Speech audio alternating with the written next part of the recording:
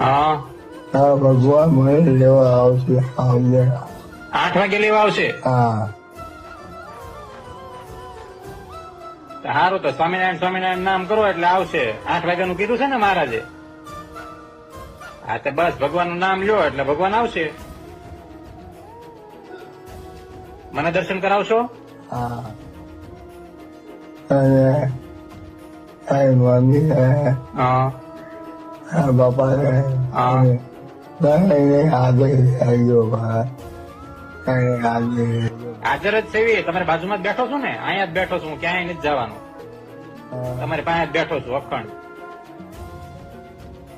ઘંટા વાગ્યા ડંકા વાગ્યા. ઘંટા વાગ્યા. હા તે મહારાજ આવે ને એટલે મને કહેજો. Oh.